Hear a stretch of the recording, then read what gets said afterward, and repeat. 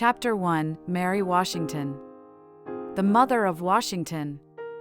There needs no eulogy to awaken the associations which cling around that sacred name.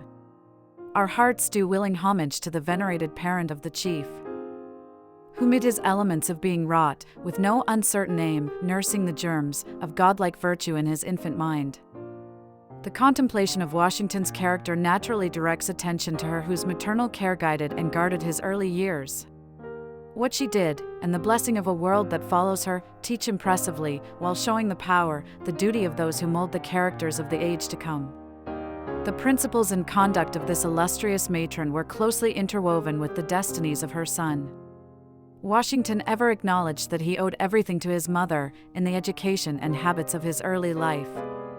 His high moral principle, his perfect self-possession, his clear and sound judgment, his inflexible resolution and untiring application were developed by her training and example. A believer in the truths of religion, she inculcated a strict obedience to its injunctions. She planted the seed, and cherished the growth, which bore such rich and glorious fruit. Lafayette observed that she belonged rather to the age of Sparta or Rome than to modern times. She was a mother formed on the ancient model, and by her elevation of character and matchless discipline, fitted to lay the foundation of the greatness of him who towered beyond all Greek, beyond all Roman fame. The course of Mrs. Washington's life, exhibiting her qualities of mind and heart, proved her fitness for the high trust committed to her hands. She was remarkable for vigor of intellect, strength of resolution, and inflexible firmness wherever principle was concerned. Devoted to the education of her children, her parental government and guidance have been described by those who knew her as admirably adapted to train the youthful mind to wisdom and virtue. With her, affection was regulated by a calm and just judgment. She was distinguished, moreover, by that well-marked quality of genius, a power of acquiring and maintaining influence over those with whom she associated. Without inquiring into the philosophy of this mysterious ascendancy, she was content to employ it for the noblest ends. It contributed, no doubt, to deepen the effect of her instructions.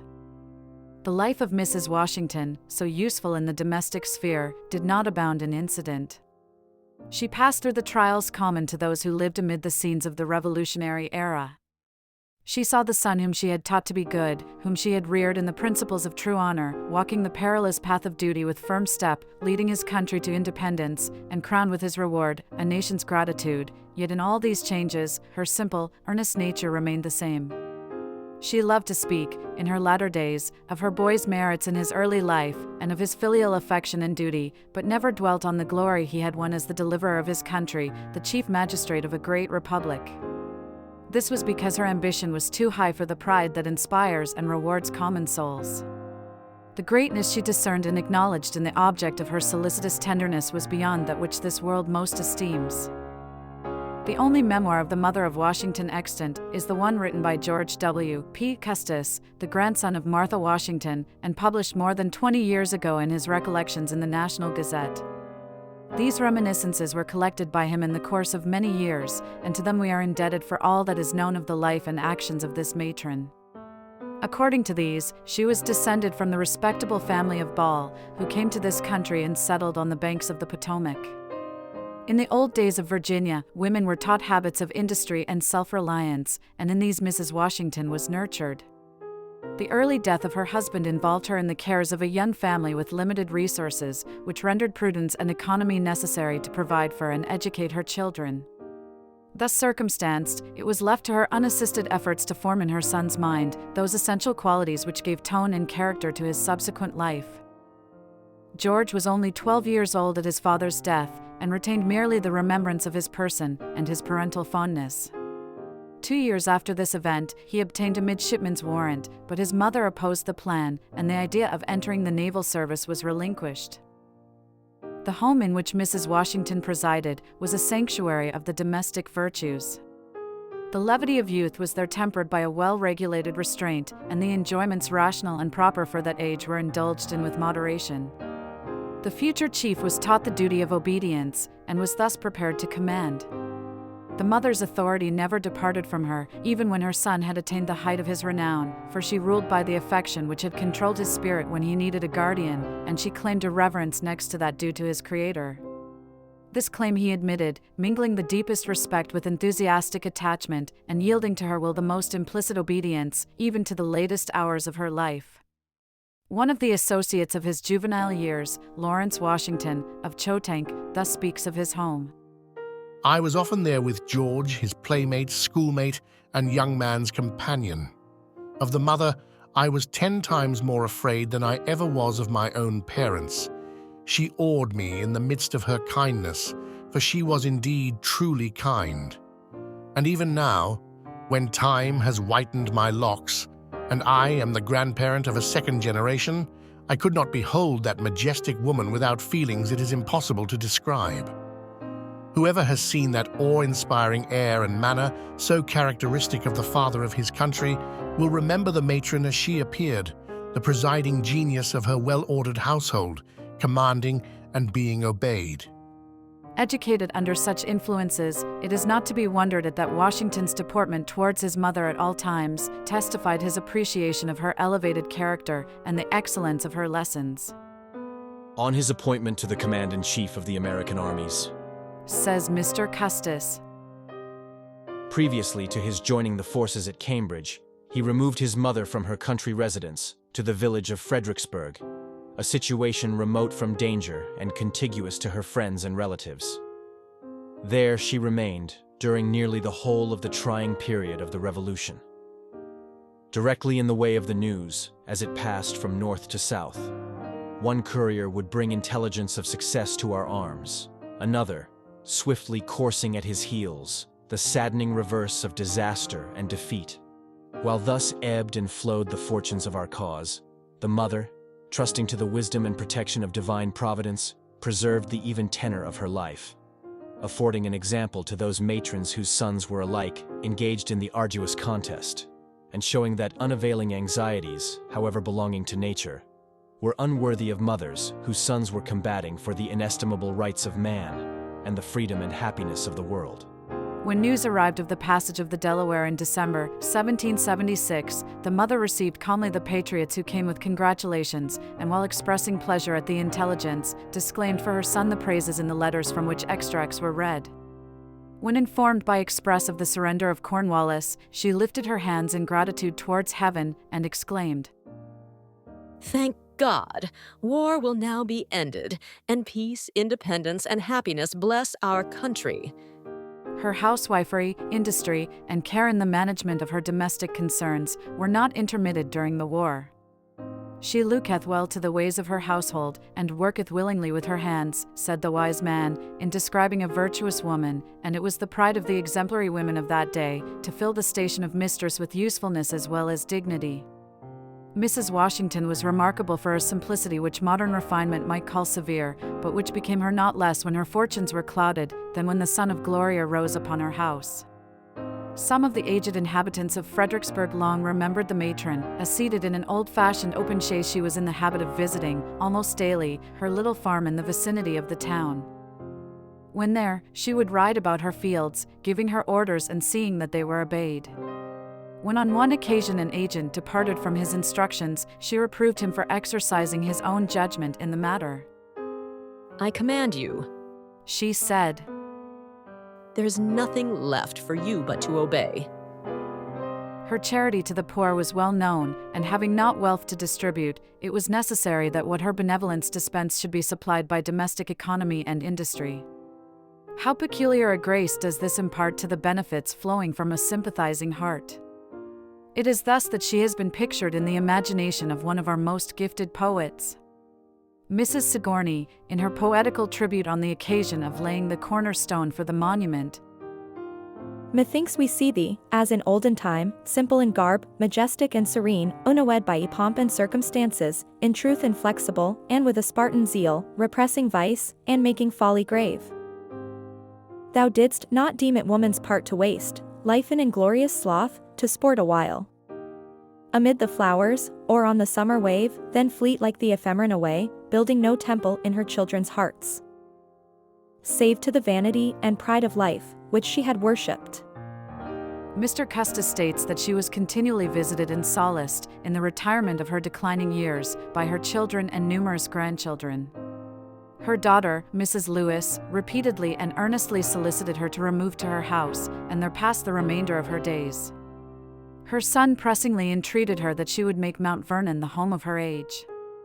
But the matron's answer was, I thank you for your affectionate and dutiful offers, but my wants are few in this world, and I feel perfectly competent to take care of myself. To the proposition of her son-in-law, Colonel Lewis, to relieve her by taking the direction of her concerns, she replied, Do you, Fielding, keep my books in order, for your eyesight is better than mine, but leave the executive management to me. Such were the energy and independence she preserved to an age beyond that usually allotted to mortals, and, till within 3 years of her death, when the disease under which she suffered, cancer of the breast, prevented exertion. Her meeting with Washington, after the victory which decided the fortune of America, illustrates her character too strikingly to be omitted.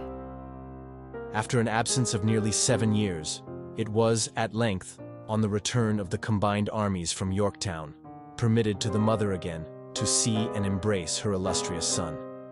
So soon as he had dismounted, in the midst of a numerous and brilliant suite, he sent to apprise her of his arrival, and to know when it would be her pleasure to receive him. And now mark the force of early education and habits, and the superiority of the Spartan over the Persian schools, in this interview of the great Washington with his admirable parent and instructor. No pageantry of war proclaimed his coming, no trumpets sounded, no banners waved.